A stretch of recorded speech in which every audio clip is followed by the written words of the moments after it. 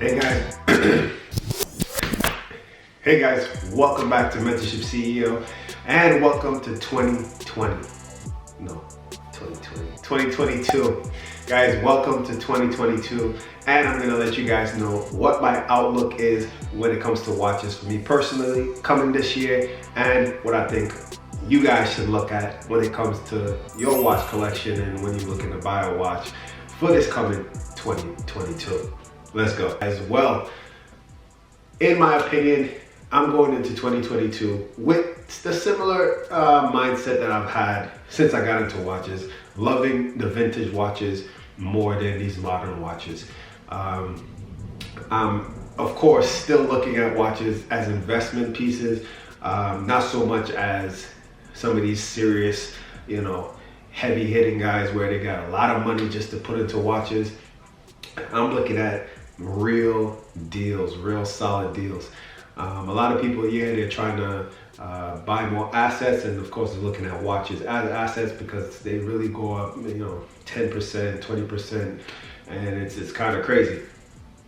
So in my small budget, I'm looking for deals as well, and whenever I get the opportunity to flip it, I would flip it, whether it's in the vintage or in the modern. The prices of watches are kind of getting out of hand though at the same time. The price of a Submariner is like 10,000, 11,000, and that's like a 16610. And in my opinion, I've sold 16610s for 6,500, 7,000 in the past 3 years, let's say 3 years ago. And now it's that high, so pretty much doubled. And it doesn't make sense. And you need to also look at it from a regular buyer's perspective, not a dealer who has all the clients and people who, I guess, trust buying from the dealer or whatever website it is. So if you're a normal person looking to invest in watches, don't really look at it and look at these YouTubers, the dealers, and see how they're just flipping watches. Like, no, they've built a clientele who has a lot of money, who believes in this whole idea of investing in watches, and it's easy for them to flip and make money, whether it's $500 or $1,000 off a watch.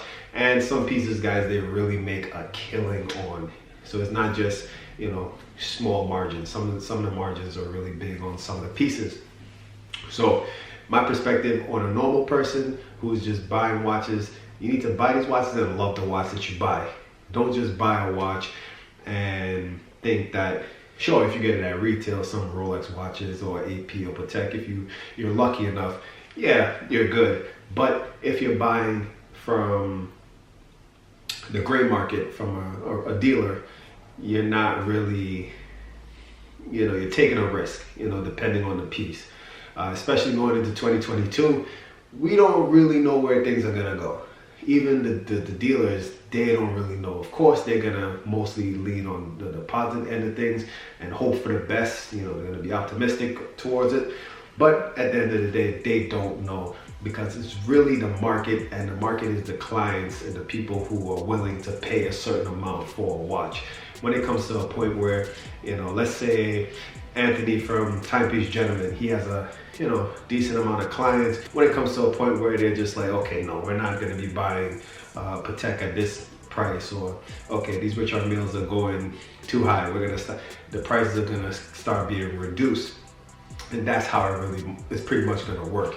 And I feel like in 2022, in my opinion, that's what's going to happen. By the summertime, I feel like something is going to try and kind of correct in the watch market and the prices, because it's really getting out of control with how high it's going. And the way I'm looking at it from what's in my budget and what the price used to be. So in my budget, I'm pretty much looking at, if we're gonna stick in the Rolex category, I'm looking at the Rolex Datejust, the Rolex Date, the Submariners, the Submariner Date, or no date, whichever.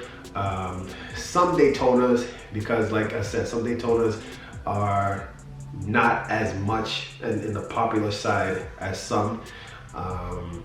So some Daytonas, and in the vintage side of the Rolex also, I'm really focusing, and other brands as well. As like Omega, as you guys know, I have the Omega Constellation. So while I'm looking at the market from the watches that I can afford, I'm just thinking what's really going on with the crazier next level budget, where it's like you're going into the 50,000, the 6-figure prices. I don't know.